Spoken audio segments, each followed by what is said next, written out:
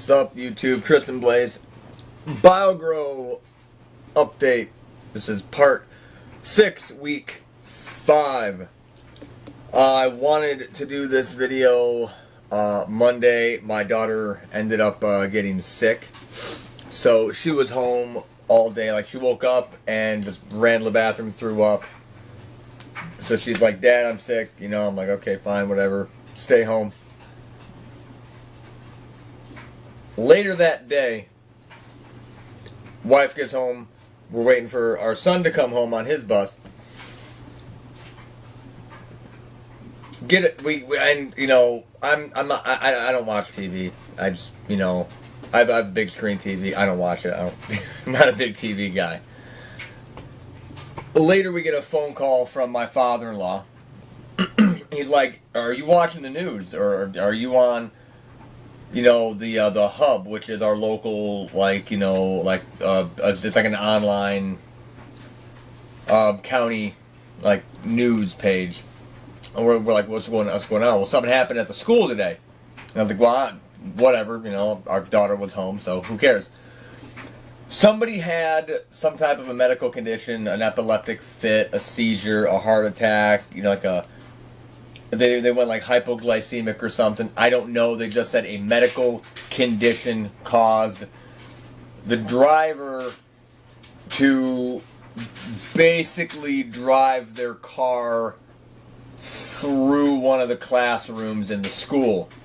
Nobody died. Everybody's alive. You know, there are a few, like, you know, some cuts and scratches, things like that. He wasn't going really fast. So nobody got seriously hurt. So Tuesday the school was closed. Home again on Tuesday. So today being Wednesday, school's back in session, everything, and okay, fine. It wasn't, now, as far as I know, it wasn't my daughter's classroom that got ran through by a car. So I mean, you know, it's like, okay, cool. So one of the things I've noticed is for this right here, before I get to like what I've seen had happened in this week, is I've noticed that now I noticed this when I first got these.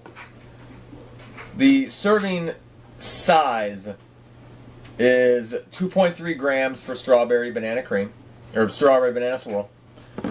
And the serving size is 1.84 grams for the orange creamsicle. Now, this isn't really a big problem, with the minor exception of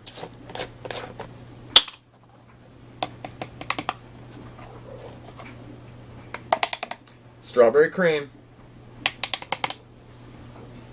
orange creamsicle. They're the same fucking size. These, to me, they look the same size.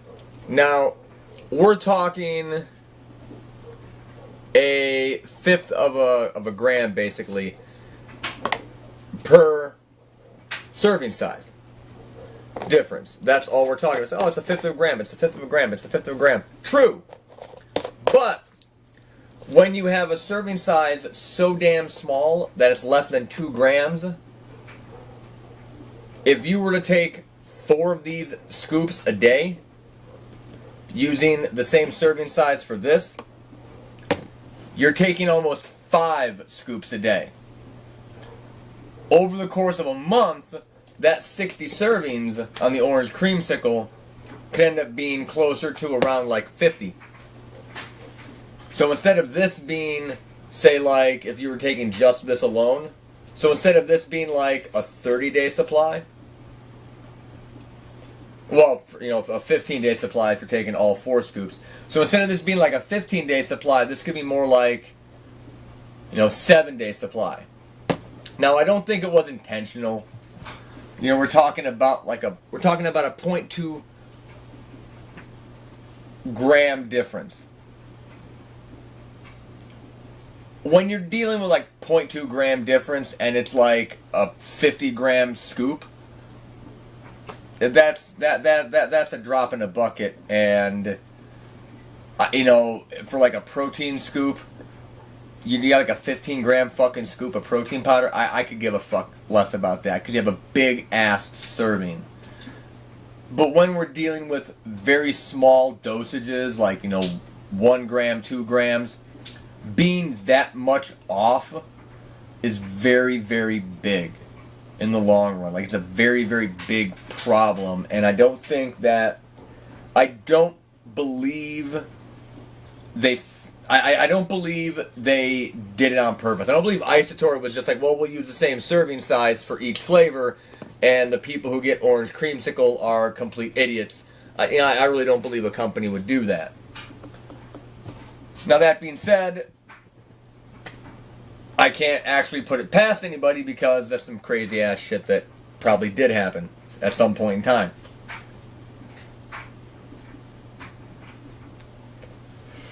So, if you're getting the orange creamsicle, I don't go with a full level scoop. I don't go with a full level scoop because it's a little bit more than the serving size. So I go with a little bit less. I tend to go with like 1 scoop and then like a 3/4 scoop. So like 1 3/4. It's kind of, to me, that kind of works out that way. So, just a little update on that alone. Because I was wondering, like, man, I'm going through this orange creamsicle, like, fucking faster than the strawberry banana swirl. And it's the same fucking thing. And then I look at I'm like, oh shit, they're the same fucking size, man. No wonder. So, to get a full 3 months out of it, I'm probably going to have to grab at least, like, 1 more of these, I guess. Maybe. I don't know. Maybe, maybe not. I don't know. I'll see. Now, in terms of this week's update of effects, what have I noticed? My back, little further out, little more width onto the back. Noticing the longer I've been taking it, the more I've noticed better pump in my arms, in my traps. Like I got back from the gym yesterday, and in my arms. And I'm like looking at my arms, and I'm just like, I'm like, Jesus Christ! I was like, I gotta take this shirt off because I can't bend my fucking arms. Not literally, but it's like, shit, man, I gotta take this shirt off because it's getting a little tight on my damn arms. So I'm noticing,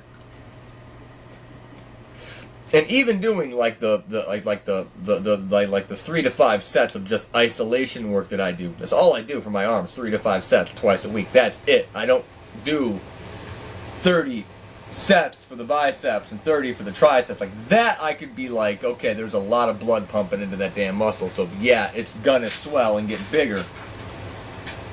But just, 5 sets.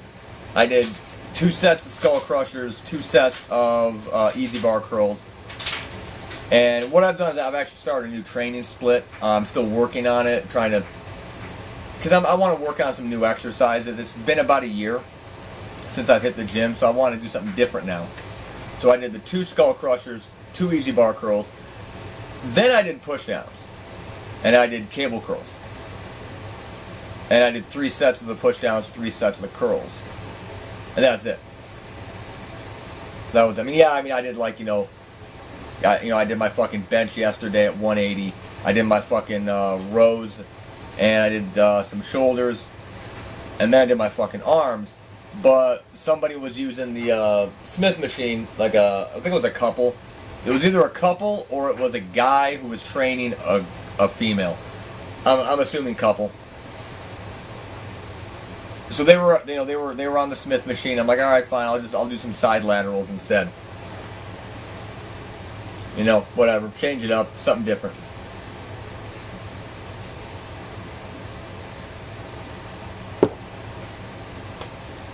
And I've been noticing a better pump. I've been noticing I'm getting a little stronger. 180 on the bench is getting easier. Like 180 on the bench was not very tough.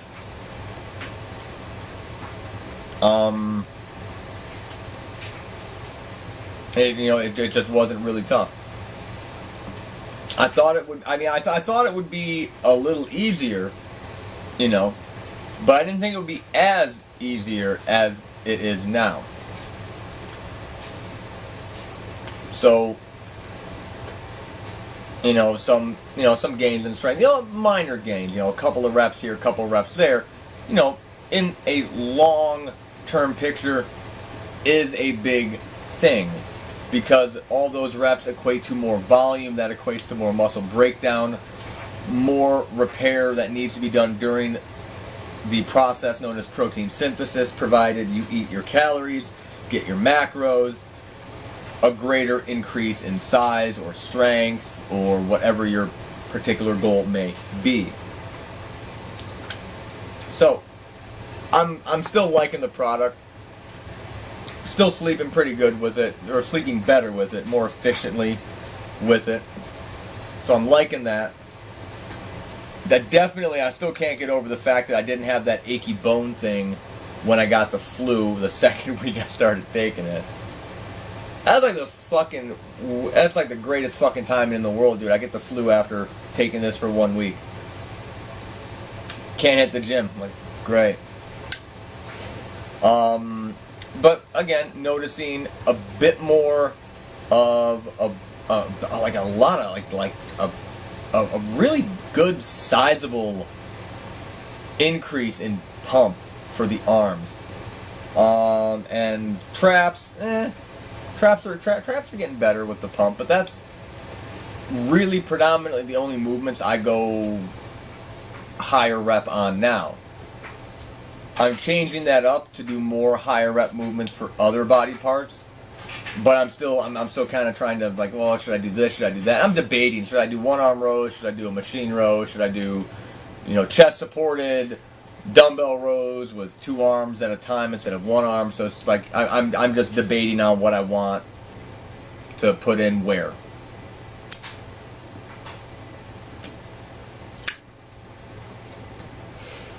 So right now, I'm still looking at this as a pretty bad ass product. I'm not gonna say it's the end all be all. I'm not gonna recommend it as like something you need.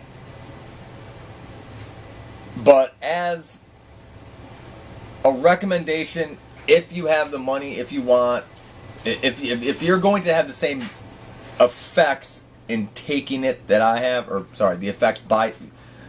Bleh. Let me start over.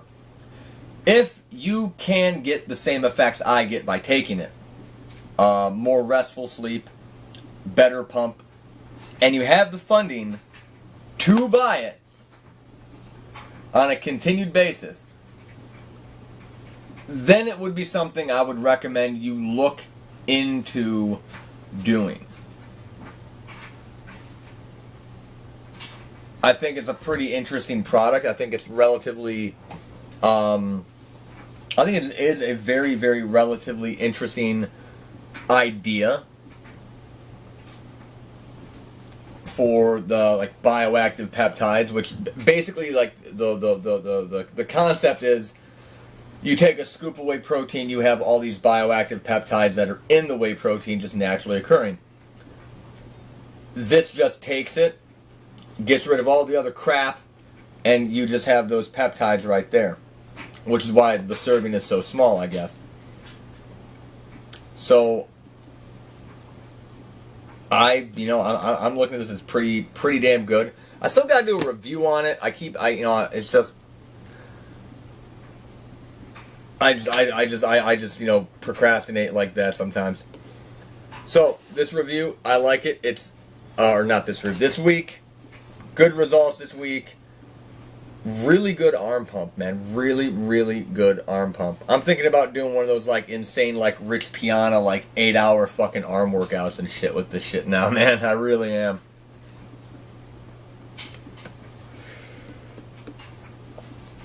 So, a little bit more size on the back. Sorry, not a little bit more size. A little more width on the back. Getting better pumps on the biceps and triceps. So we're going to come back next week. Hopefully nobody crashes into my son's school or crashes into my daughter's school again, or nobody gets sick again. And then we'll see what the next week brings us. So, peace.